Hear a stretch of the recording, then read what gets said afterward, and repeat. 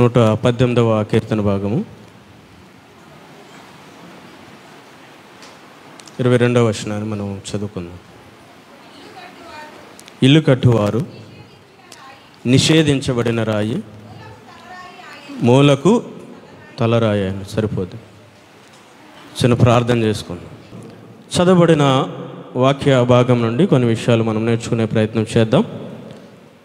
మనకి ఇవ్వబడిన సమయంలోనే అతి క్లుప్తంగానే కొన్ని విలువైన విషయాలు, అందరికీ తెలిసిన విషయాలే అయినప్పటికీ కూడా కొన్ని విషయాలు నేర్చుకునే ప్రయత్నం చేసి మనము మరింత వాక్యాన్ని నేర్చుకునే ప్రయత్నం చేద్దాం. దేవునికి మహిమ కలుగునాక. హల్లెలూయా. చదవబడిన వాక్య భాగాన్ని మరొకసారి పరిశీలన చేసినట్లయితే కనుక 118వ కీర్తన భాగము 22వ వచనాన్ని మనము ఒకసారి మరలా ధ్యానం చేస్తే కనుక, ఇల్లు కట్టువారు నిషేధించిన రాయి, మూలకు తలరాయి ఆయను. అయితే చాలా సందర్భాల్లో ఈ వాక్య భాగాన్ని, చాలా సందర్భాలు అంటే ఒక సందర్భంలో చదువుతాము. ఏ సందర్భంలో చదువుతాం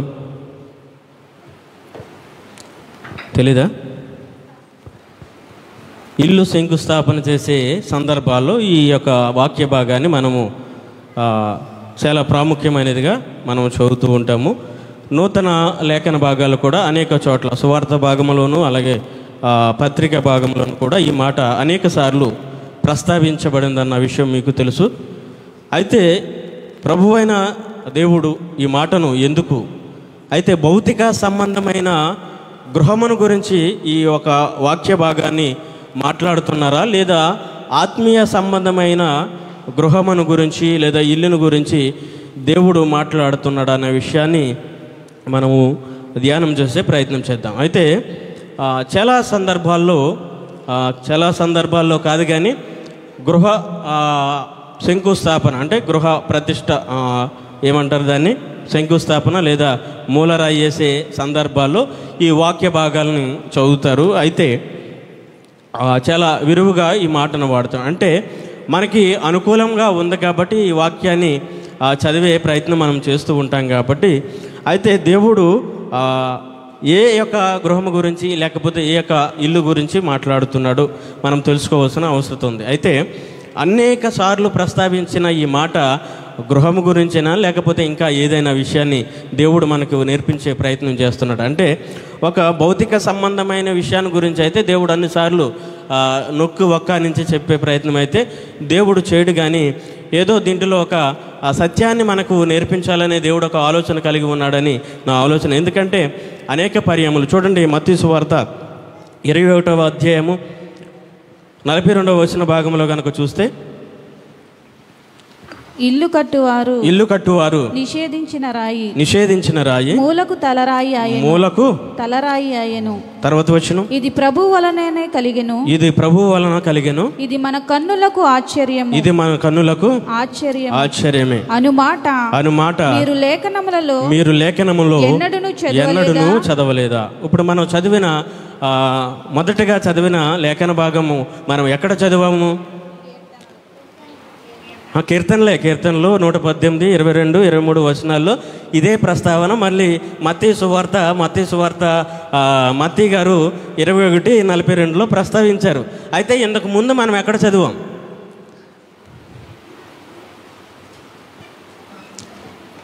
మత్తయి సువార్త 21, 42, 43 చదవకముందు ఇంతకు ముందు మనం ఎక్కడ చదివాం? లేఖనంలో మనం చదివాం.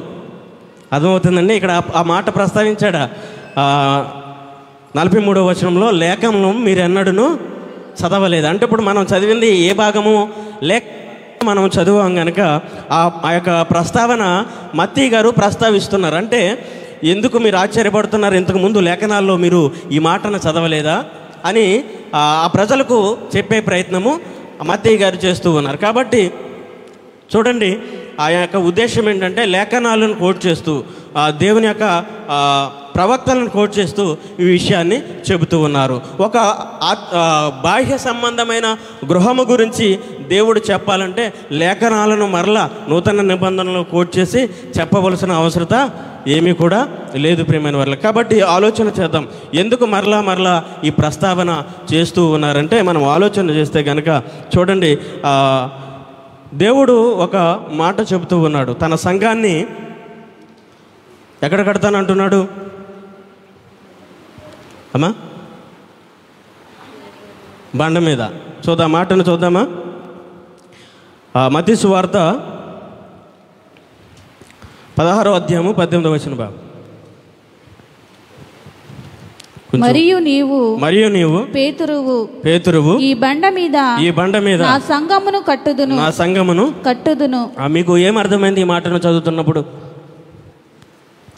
18వ వచనాన్ని మనం చదువుతున్నప్పుడు మీకు ఏమి అర్థమైంది? పేతురుతో ప్రభు అని యేసుక్రీస్తు వారు మాట్లాడుతూ ఉన్నారు. ఆ మాట యొక్క భావము మనకు ఏమర్థమైందంటే, పేతురు అనగా రాయి. పెట్రోస్ అనే గ్రీక్ పదం నుండి ప్రస్తావించిన తర్జుమా చేయబడిన పేరు కనుక పెట్రోస్ అనగా రాయి. తెలుగులో మనము ప్రస్తావించబడినట్లయితే పేతురు అనబడిన పేరుకు రాయి. పేతురు ఈ బండ మీద నా సంఘమును కడతా. ఇప్పుడు పేతురు అనే పేరుకు రాయి కాబట్టి మనం ఏమనుకుంటున్నాం?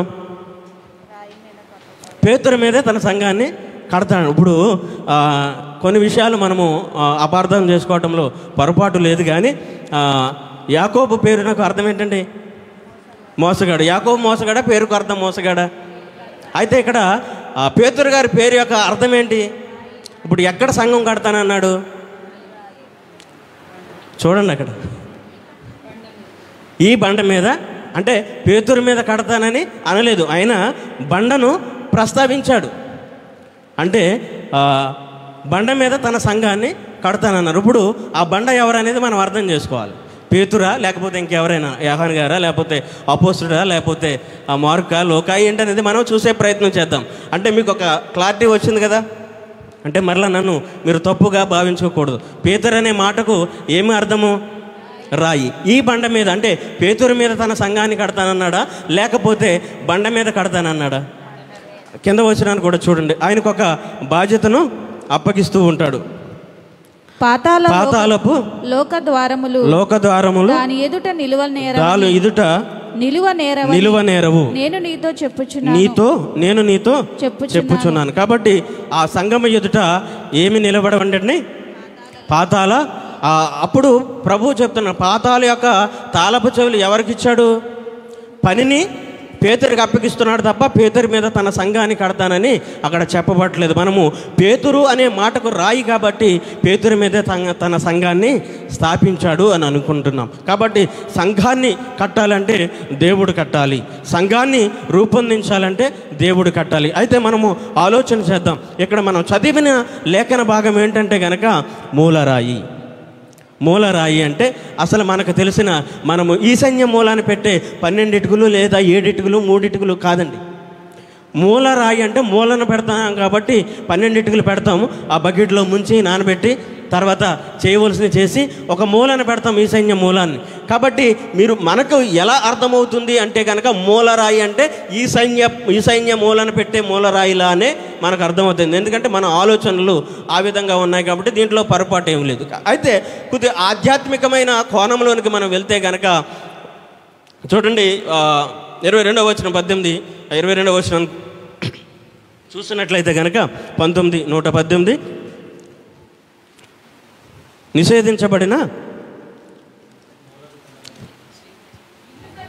ఇల్లు కట్టువారు ఆ నిషేధించిన రాయి మూలకు తలరాయి అయిన సరిపోదు. ఇప్పుడు ఇల్లు కట్టువారు నిషేధించిన రాయి అంటే కనుక ఎవరో ఒకరు నిషేధించారు. ఆ ప్రస్తావన ఇక్కడ తీసుకువస్తున్నాడు దేవుడు. ఇదే ప్రస్తావన మరలా మత్తయి సువార్త, అపోస్తలుల కార్యంలో, లూకా సువార్తలో ఇదే సందర్భంలో ప్రస్తావించబడింది. ఎందుకంటే లూకా సువార్తల్లో 2-3 సందర్భాల్లో సువార్తలో రాసిన వారు 3 కూడా అటు ఇటుగా ఇద్దరైనా ఉన్నారు. అయితే రిఫరెన్స్లు మీకు చెప్పే ప్రయత్నం నేను చేయటం లేదు, కానీ అయితే ఇక్కడ ఎవరో ఒకరు నిషేధించారు. ఎవరు నిషేధించారు? ఎవరు యేసుక్రీస్తును అంగీకరించలేదంటే మీ అందరికీ తెలుసు. ఎవరు అంగీకరించలేదు, ఎవరు నిషేధించారు అంటే తన సొంత ప్రజలే అంగీకరించలేదు. వారు నిషేధించారు. అయితే మనం ఆలోచన చేస్తే కనుక ఇప్పుడు ఆయన సంఘాన్ని కట్టాలనుకుంటున్నాడు. ఎక్కడ కట్టాలనుకుంటున్నాడు అని అంటే కనుక బండ మీద కట్టాలనుకుంటున్నాడు. ఆ బండ ఎవరు ఏంటనేది మనము ఆలోచన చేసే ప్రయత్నం చేద్దాం. అయితే నా ఉద్దేశం ఏంటంటే, బండ అంటే మనము చదవబడిన లేఖన భాగంలో మనం ఇల్లు కట్టేటప్పుడు ఏం వేస్తామండి చెప్పాలి మీరు? మూలరాయిని వేస్తాం. అంటే శంకుస్థాపన చేసే సమయంలో ఒక మూలరాయిని వేస్తాము. అదే మనకు ఇంటికి ప్రాధాన్యమైనదిగా మనం భావిస్తూ ఉంటాం కదండి. ఎప్పుడైతే ఒక ప్రార్థన చేసి ఆ మూలన పెట్టామో ఆ 12 ఇటుకల మీద ఇల్లంతా బేస్ అవుతుందండి.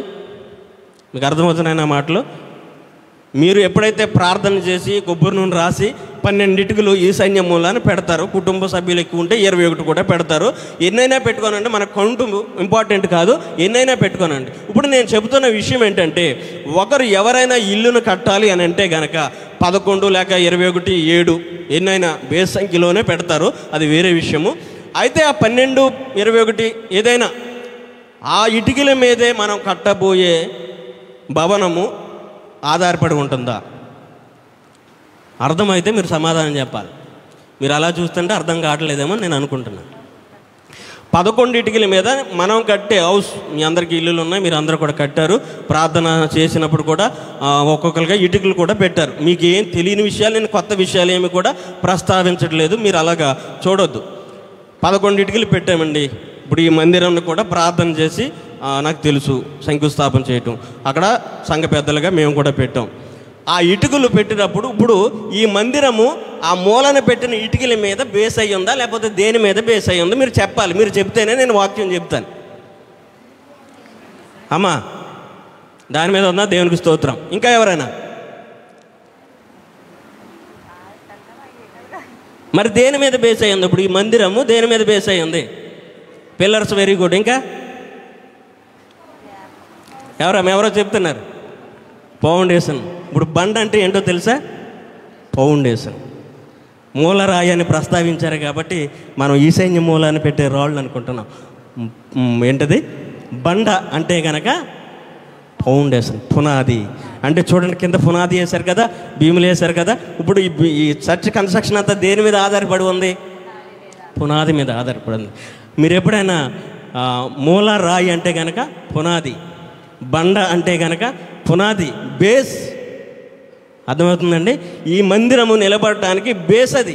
పునాది లేకపోతే ఇటో అటో ఒరుగును. కింద పాదాలు, భీములు లేకపోతే ఈ పాటికి ఎన్నో సంవత్సరాలు అయింది, ఇంచుమించు 16-17 సంవత్సరాలు అవుతుంది. అంటే ఇటో అటో ఒరుగును. ప్రియమైన వాళ్ళ అర్థం చేసుకోండి. కాకపోతే రాయి లేదా బండ అనగా ఫౌండేషన్.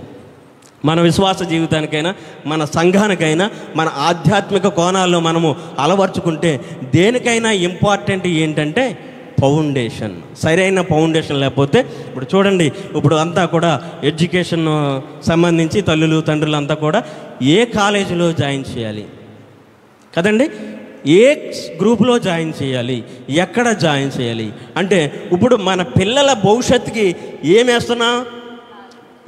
ఫౌండేషన్, పునాది వేస్తున్నాం. అంటే ఈ ఇంటర్మీడియట్ వారి యొక్క జీవితాలను, దిశానిర్దేశాలను నిర్ధారిస్తుంది.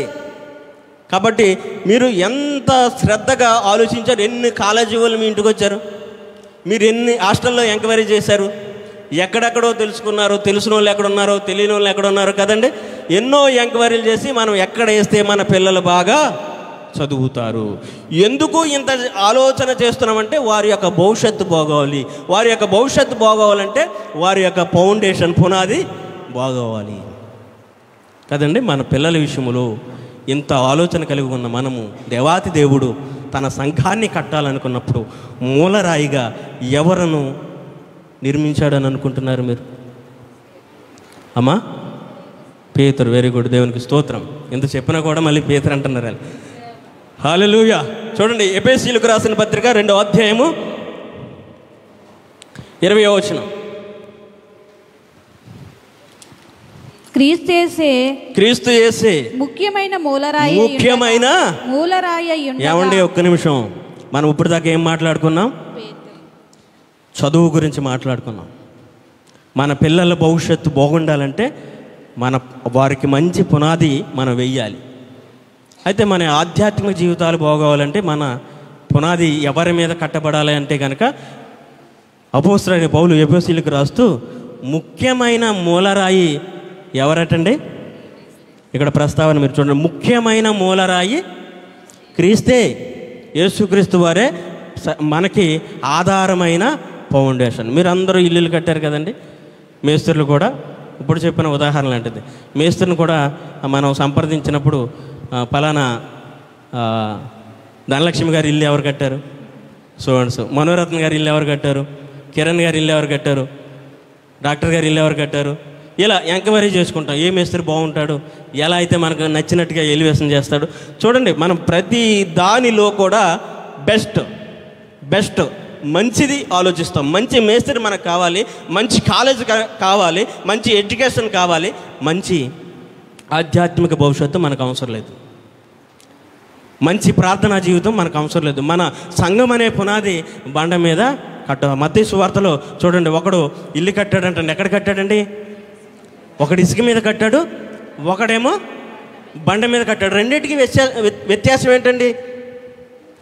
వర్షం వచ్చింది, గాలివాన వచ్చింది. ఇసుక మీద కట్టిన ఆ యొక్క ఇల్లు ఏమైంది? కూలిపోయింది. గాలివాన వర్షం వచ్చినప్పుడు అది కూలిపోయింది. మరి బండ మీద కట్టిన ఇల్లు ఎలా ఉంది? వర్షం వచ్చింది, వరద వచ్చింది, గాలి వచ్చింది, అయినా దాని పునాది 6లో ఉంటుంది. 6వ అధ్యాయంలో, మత్తయి సువార్త 6వ అధ్యాయంలో ఈ మాటలు ఉంటాయి. దాని పునాది బండ మీద వేయబడ్డాది కనుక దాని పునాది ఎక్కడుందండి? బండ మీద. ఇప్పుడు ఆ పునాది ఎవరు అనుకుంటున్నారు? క్రీస్తే. మరి నీ యొక్క ఆధ్యాత్మిక విశ్వాస జీవితం పునాది బండ మీద వేస్తావా, ఇసుకలో వేస్తావా? సంఘానికి వస్తూ ఉన్నారు, సంఘానికి వెళ్తూ ఉన్నారు. ఎక్కడ నీ ఫౌండేషన్? ఇహలోక సంబంధమైన ఇలా చెప్పుకుంటూ ఉంటే ప్రతిదీ నీకు బెస్టే కావాలి. 200 రూపాయలు చీర కొన్నా ఆడు 20-30 చీరలు వేస్తాడు. 20-30 చీరల్లో 200 చీరల్లో 20 చీరల్లో కూడా 200 రూపాయలదైనా కూడా 200 కదా అని మీరు తీసుకోరు. ఆ 20 చీరల్లో కూడా బెస్ట్ వెతుకుతారు. మీరు నా మాటలు అర్థమవుతున్నాయా? అట్లీస్ట్ కచ్చీపులో కూడా బెస్ట్ వెతుకుతారు. కచ్చీపు ఎంత ఉంటుంది? మహా అయితే 15 రూపాయలు 25 రూపాయలు ఉంటాయి. డిజైన్, గడి, ఫ్లవర్స్ ప్రతిదీ అబ్జర్వ్ చేస్తారు. ఎందుకంటే మీరు ఏది చూడండి మీకు బెస్టే కావాలి. మరి మీ యొక్క భవిష్యత్తు, మీరు ఇహలోకంలో ఉన్నదానికి మంచి పునాది వేయాలనుకుంటున్నారు. మన పునాది ఎక్కడ? క్రీస్తులో వేయబడాలి. మనం ఎక్కడ కట్టబడాలి? క్రీస్తులో కట్టబడాలి. మరి మన యొక్క ప్లానింగ్ ఎలా ఉంది? అర్థమవుతానా ఆయన మాటలు?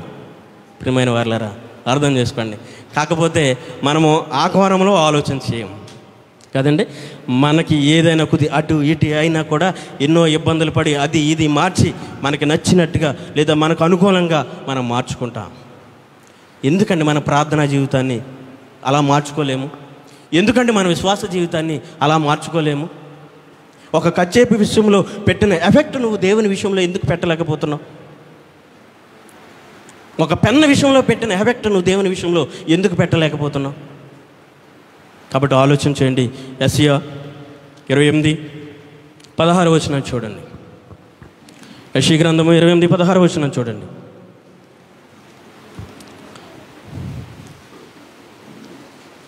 ప్రభువగు యెహోవా ఇలాగు సెలవిచ్చుచున్నాడు, సియోనులో పునాదిగా రాతిని వేసిన వాడను నేనే.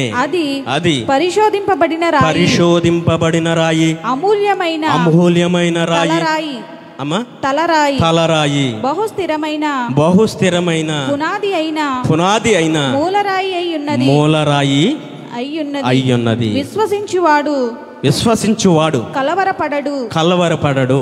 చూడండి, ఇక్కడ ఆ రాయికున్న క్వాలిటీస్. ఇప్పుడు ఈ పునాది ఎవరో మనం చూసాము ఎఫెసీయులకు రాసిన పత్రికలో 2వ అధ్యాయము 20వ వచన భాగంలో మనం చూసాము. ఇప్పుడు 28వ యెషయా గ్రంథము 28వ అధ్యాయంలో 16వ వచనంలో చూస్తూ ఉన్నాము. ఒక రాయికి వచ్చిన క్వాలిఫికేషన్ ఇక్కడ చెబుతూ ఉన్నాడు. ప్రభువగు యెహోవా ఇలాగు సెలవిచ్చుచున్నాడు, సియోనులో పునాదిగా రాతిని వేసిన వాడును నేనే. ఇప్పుడు పునాది వేసినవాడు ఎవరండి? దేవుడు. దేవుడు వేసిన పునాది యొక్క క్వాలిఫికేషన్ చెప్తున్నాడు. పునాది వేసినప్పుడు మనము ఏం చేస్తామండి? బండ మీద మన పునాది వేస్తాం. ఇప్పుడు ఆ బండ ఎవరని చెప్పుకున్నాం? క్రీస్తు. కాబట్టి ఇప్పుడు ఆ క్రీస్తు కూర్చున్న ఆయనకున్నటువంటి లక్షణాలు చెబుతూ ఉన్నాడు.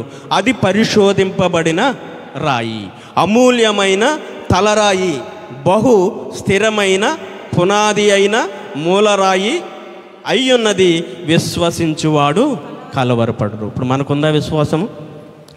మనకుందా నిరీక్షణ? మనము నమ్ముచున్నామా? దేవుడే పునాది వేశాడు, దేవుడే మన కొరకు పునాది వేశాడు. మనము ఏ విధంగా ఉన్నాం? దేవుడు పునాది వేశాడు. ఇప్పుడు మన పునాది ఎవరు? మనం ఇప్పుడు కట్టబడాలి. ప్రియమైన వారులారా, మీకు అర్థమవుతుందో లేదో? మనం ఇప్పుడు మందిరముగా లేదా సంఘముగా లేదా సార్వత్రిక సంఘముగా కట్టబడాలి.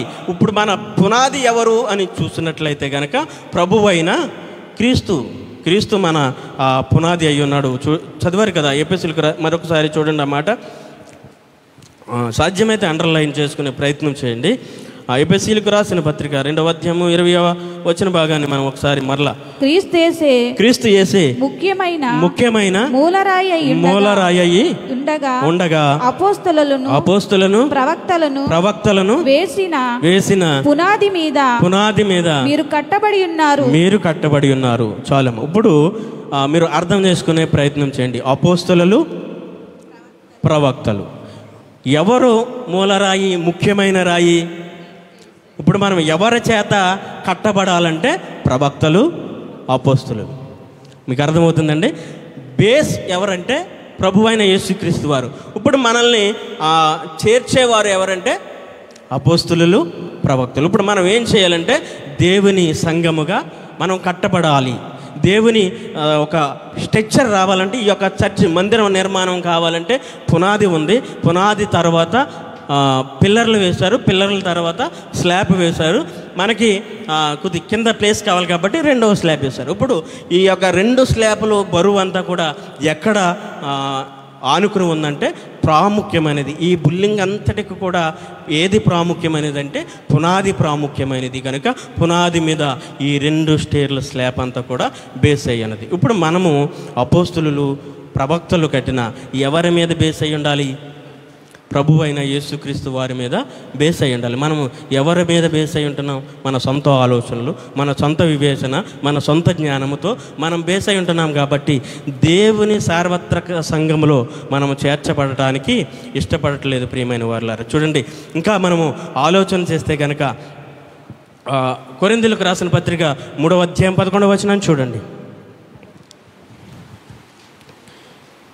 వేయబడినది తప్ప మరి యొక్క పునాది ఎవడును వేయనేరడు. మీకు అర్థం? ఈ పునాది యేసుక్రీస్తే. మీకు అర్థమవుతుంది కదండి? ముఖ్యమైన పునాది యేసుక్రీస్తు వారు. రెండవదిగా చూస్తున్నట్లయితే ఆ పునాది మీద కట్టబడటకు ప్రవక్తలు, అపోస్తలులు ఉన్నారు. మూడవదిగా చూసినట్లయితే వేయబడిన పునాది తప్ప మరి ఒకడు వేరొక పునాది వేయనేరడు. కాబట్టి చూసినట్లయితే కనుక ఆల్రెడీ మనకి పునాది వేయబడ్డది. మనం ఇప్పుడు చేయవలసిన పని ఏంటంటే మన మందిరముగా కట్టబడాలి.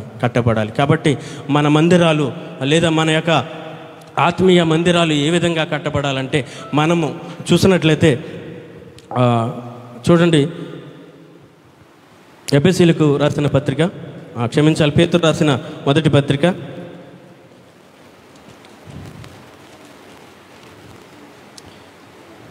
పత్రిక 2వ అధ్యాయము 4-5 వచనాలు చూడండి. పేతురు పత్రిక. మనుషుల చేత విసర్జింపబడినను దేవుని దృష్టికి ఏర్పరచబడినదియు అమూల్యమైన సజీవమునైన రాయియగు ప్రభువునొద్దకు వచ్చిన వారై యేసుక్రీస్తు ద్వారా దేవునికి అనుకూలములగు అనుకూలమైన ఆత్మ సంబంధులైన బలులు అర్పించుటకు పరిశుద్ధ యాజకులుగా ఉండునట్లు మీరును సజీవమైన రాళ్ళ నుండి ఆత్మ సంబంధమైన మందిరముగా కట్టబడుచున్నారు. ఇప్పుడు మనము ఎలా కట్టబడాలంటే సజీవమైన రాళ్ళుగా. చూడండి 4వ వచన భాగంలో మనం చూస్తుంటే, మనుషుల చేత విసర్జింపబడినను దేవుని దృష్టికి ఏర్పరచబడినదియు అమూల్యమైనను సజీవమైన రాయి అగు. ఇప్పుడు చూడండి, చాలా జాగ్రత్తగా అర్థం చేసుకున్నాం. మనుషుల చేత విసర్జింపబడినను దేవుని దృష్టికి ఏర్పరచబడినది. మనుషుల చేత ఎవరు విసర్జింపబడ్డారు? యేసుక్రీస్తు. కానీ ఎవరి చేత ఏర్పరచబడ్డాడు? మీకు మనం మొట్టమొదటిగా చదివిన విషయం మీకు అర్థమవుతుందో లేదో, నిషేధించబడిన రాయి. ఎందుకు మూలరాయి ప్రధానమైన రాయి అయ్యిందంటే, ఈ వచనంలో మనం చాలా జాగ్రత్తగా ఆలోచన చేస్తే, మనుషుల చేత విసర్జింపబడినను దేవుని దృష్టికి ఏర్పరచబడినదియు అమూల్యమును సజీవమైన రాయియగు ప్రభువునద్దకు వచ్చిన వారై. ఇప్పుడు చూడండి, సజీవమైన రాయి. సజీవమైన రాయి ఉన్నదంటే జీవము లేని రాళ్ళు కూడా ఉన్నాయి. జీవము లేని రాళ్ళుగా మనం ఉన్నామా? జీవము కలిగిన రాళ్ళుగా మనం ఉన్నామా? ఇప్పుడు మందిరముగా కట్టబడాలి అంటే మనలో ఏం కావాలి? చచ్చిపోయిన స్థితిలో మనం ఉంటే కనుక మనలో ఇప్పుడు జీవము రావాలి. ఆయన సజీవము గల రాయి. ఎవరు? ప్రభువైన యేసుక్రీస్తు వారు. ఆయన యూదుల చేత నిషేధింపబడిన వాడైనప్పటికీ కూడా చూడండి, ఆయన ఒక మందిరపు స్ట్రక్చర్లో మనల్ని ఇమిడ్చుకోవాలని దేవుడు ఆలోచనకున్నాడు. తనలో మనలను విలీనము చేసుకోవాలని దేవుడు ఆలోచన కలిగి ఉన్నాడు. ప్రియమైన వారలారా, చూడండి, సజీవమైన రాయియగు ప్రభువునద్దకు మనం ఏం చేయాలండి? రావాలి. యేసుక్రీస్తు ద్వారా దేవునికి అనుకూలములకు ఆత్మ సంబంధమైన బలులను పరిశుద్ధ యాజకులుగా ఉండినట్లు మీరు సజీవమైన రాళ్ళు వలె ఉండి ఆత్మ సంబంధమైన మందిరముగా కట్టబడాలి. ప్రియమైన వారు, కాబట్టి చూడండి, మనలో ఇప్పుడు జీవం ఉందా? మనం కట్టబడటానికి సిద్ధంగా ఉన్నామా? కట్టబడే స్థితిలో ఉన్నామా? దేవుడు లేదా సంఘ సేవకులు లేదా ప్రవక్తలు, బోధకులు చదవబడిన లేఖన భాగంలో ఉపయోగపడే రాళ్ళుగా మనం ఉన్నామా? మన మందిరంలో కట్టబడాలంటే నీలో జీవం ఉండాలి. నువ్వు కట్టబడాలి, నిన్ను ఉపయోగించుకోవాలంటే నీలో జీవం ఉండాలి. జీవం గల రాయిగా నువ్వు ఉన్నావా? లేకపోతే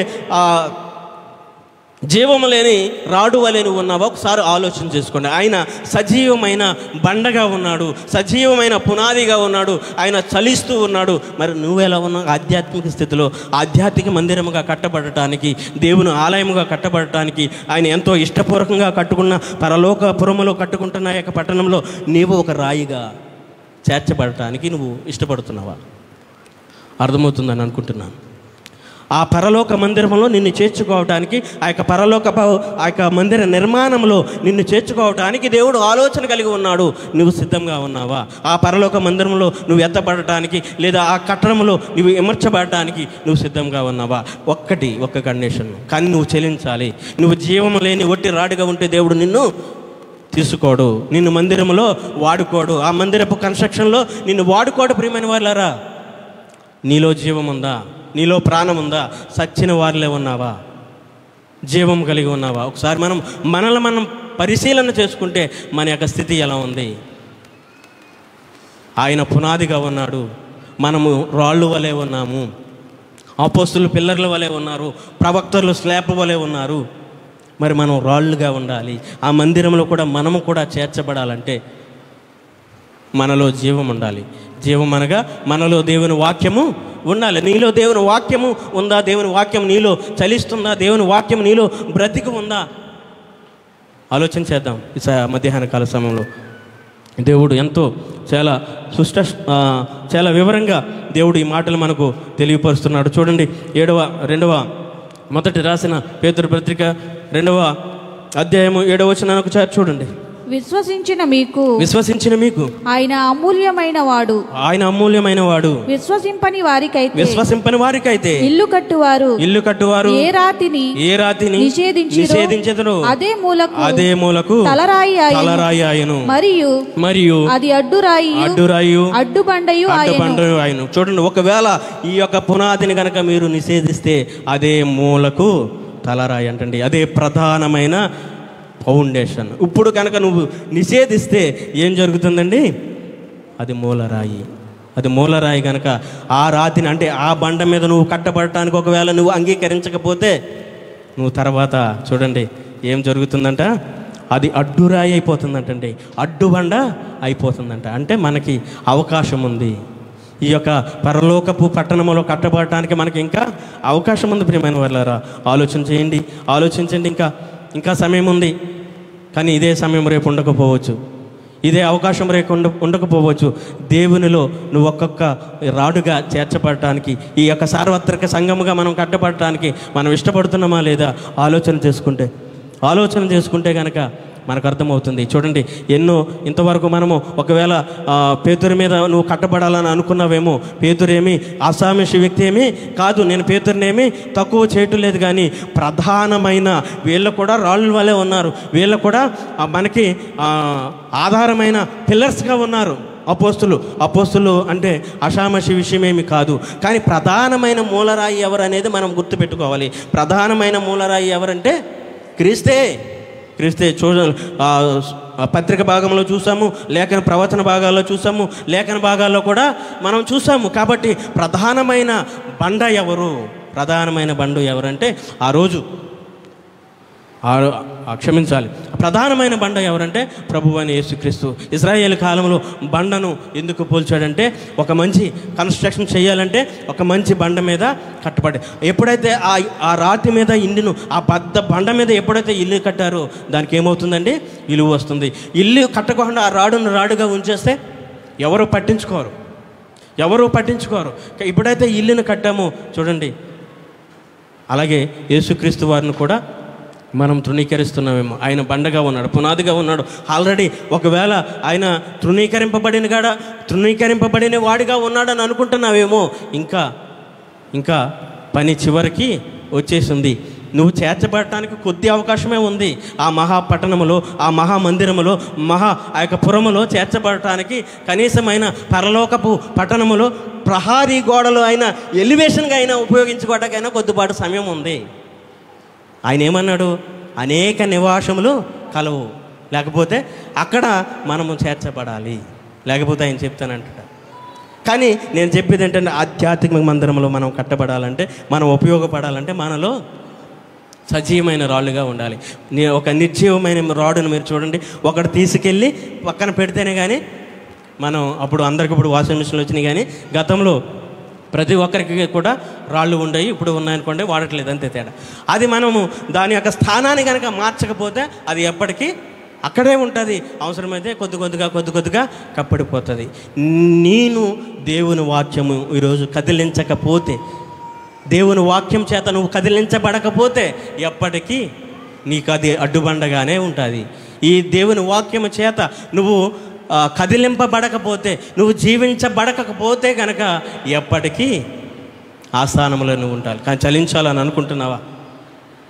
అక్కడ నుంచి చూడండి, కోనేరు సరస్సులోనికి ఎంతకాలం నుండి ఉన్నాడండి? అక్కడ 38 సంవత్సరాల నుంచి ఆ వ్యక్తి ఉంటే, యేసుక్రీస్తు వారు వచ్చి ఏమంటారు?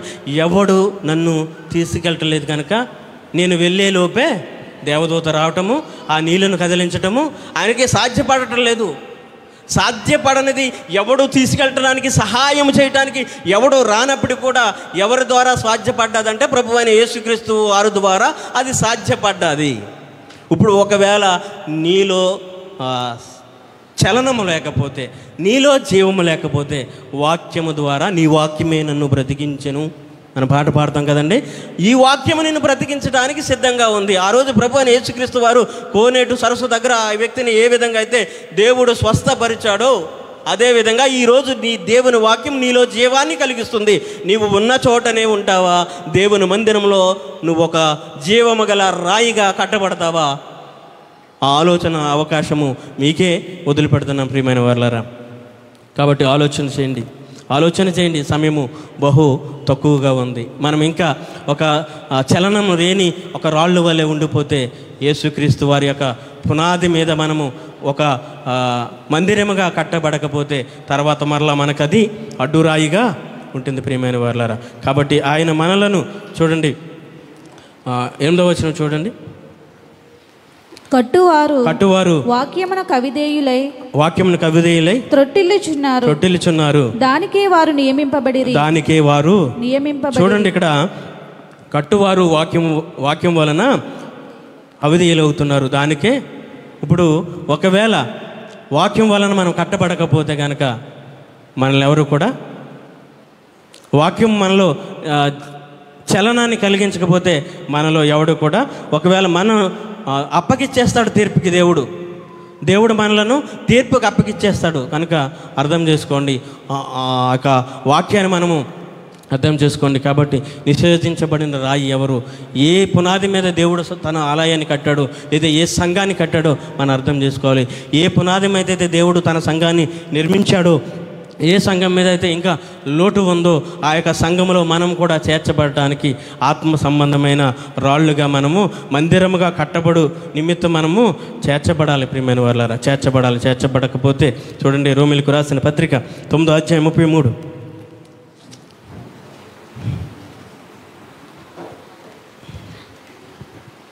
రోమీయులకు రాసిన పత్రిక 9వ ఇదిగో నేను అడ్డురాతిని అడ్డుబండను సియోనులో స్థాపించుచున్నాను. ఆయన యందు విశ్వాసముంచువాడు సిగ్గుపరచబడడు అని వ్రాయబడిన ప్రకారము వారు అడ్డురాయి తగిలి తొట్రుపడిరి. చూడండి, ఇది లేఖన భాగంలో ఇందాక ఏ విధంగా అయితే చెప్పుకున్నామో అదే విధంగా యెషయా గ్రంథంలో ప్రస్తావించబడిన మాట మరలా ఇక్కడ ఆ రోమీయులకు రాసిన పత్రికలో పౌలు గారు ప్రస్తావిస్తున్నాడు. మనలో చూడండి, ఒకసారి ఆ మాటను మరొకసారి చదవండి. ఇదిగో నేను అడ్డురాతిని అడ్డుబండను సియోనులో స్థాపించుచున్నాను. ఆయన యందు విశ్వాసముంచువాడు సిగ్గుపరచబడడు అని వ్రాయబడి ఉన్న ప్రకారము వారు అడ్డురాయి తగిలి తొట్రుపడిరి. చూడండి, ఇక్కడ మనం ఇందాక పేతురు పత్రికలో 8వ వచనంలో చదువుకున్నట్టుగా అది మనకు అడ్డురాడిగా ఉంటుంది. కాబట్టి మనలో విశ్వాసం లేకపోతే, మనలో వాక్యము లేకపోతే కనుక అది మరలా మనకు అడ్డురాడుగా ఉంటుంది ప్రియమైన వారలారా, అడ్డురాడుగా ఉంటుంది. ఆయన ఎక్కడ స్థాపించాడంటే సియోనులో స్థాపించాడు. తండ్రి అయిన దేవుడు ఈ యొక్క పునాదిని వేసినవాడు గనుక క్రీస్తులో మనమందరం కూడా ఆత్మీయమైన మందిరాలుగా, ఒక పనిముట్టులుగా మనము అమర్చబడాలంటే చెప్పబడిన వాక్యము ద్వారా ఆధ్యాత్మికమైన సజీవమైన రాళ్ళుగా మనమందరం కూడా సమకూర్చబడాలి. దేవుని ఇంటిలో ఒక పనిముట్టుగా, లేదా దేవుని యొక్క మందిరంలో ఎంతమంది చేర్చబడాలని అనుకుంటున్నారు? ఎంతమంది ఆ యొక్క పరలోకపురములో దేవుని ఆలయములో, ఆ యొక్క పరిశుద్ధ ఆలయములో మీరు కూడా చేర్చబడాలని అనుకుంటున్నారు? ఎంతమంది ఈరోజు నేను కూడా దేవుడు కట్టాలని తలంచిన మందిరంలో నేను కూడా ఒక రాడుగా, ఒక సజీవమైన రాడుగా ఉండాలని ఎంతమంది ఆలోచన కలిగి ఉన్నారు? ఆలోచించేయండి ప్రియమైన వారలారా. అటువంటి భాగ్యాన్ని దేవుడు మనకిచ్చాడు, అటువంటి సంతోషాన్ని దేవుడు మనకిచ్చాడు. ఇంకా మనం కట్టబడటానికి దేవుడు మనకి అవకాశాన్ని ఇచ్చాడు. ఇంకా అనేకమైన వాక్యాలు ఉన్నప్పటికీ సమయము మనకి తక్కువగా ఉంది. కాబట్టి సమయాన్ని మనము వినియోగించుకుంటే, వాక్యాన్ని మనం అర్థం చేసుకుంటే, ఇంతకాలము ఈ యొక్క మూలరాయి అంటే ఏదో అనుకున్నాను, ఇంటికేసే మూలరాయి అనుకున్నాను, ఆ రాడు క్రీస్తే అని తెలుసుకున్నాను. ఆ యొక్క బండ మీదే మన కొరకు సంఘాన్ని స్థాపించడానికి దేవుడు యొక్క 2000 సంవత్సరాల క్రితం పరలోకాన్ని విడిచిపెట్టి మన కొరకు తన్ని తాను బలియాయి రిక్తిగా చేసుకుని తన రక్తానంతా కార్చి మనలను సజీవమైన రాళ్ళుగా చేయటానికే దేవుడు ఈ లోకానికి వచ్చాడని మనం నమ్మినట్లయితే, దేవుడు నీ కొరకు నా కొరకు తన చేతులను చాచి పిలుస్తూ ఉన్నాడు. నువ్వు కట్టబడటానికి సిద్ధంగా ఉన్నావా? ఈ వాక్యం చేత నువ్వు సలించడానికి, జీవాన్ని పొందుకున్నావా? నీ యొక్క దేవుని యొక్క వాక్యం చేత బ్రతికింపబడడానికి నువ్వు ఆశ కలిగి ఉన్నావా? వాక్యము ప్రతి ఒక్క మనిషిని బ్రతికిస్తుంది, ప్రతి ఒక్క మనిషి బ్రతుకును మారుస్తుంది.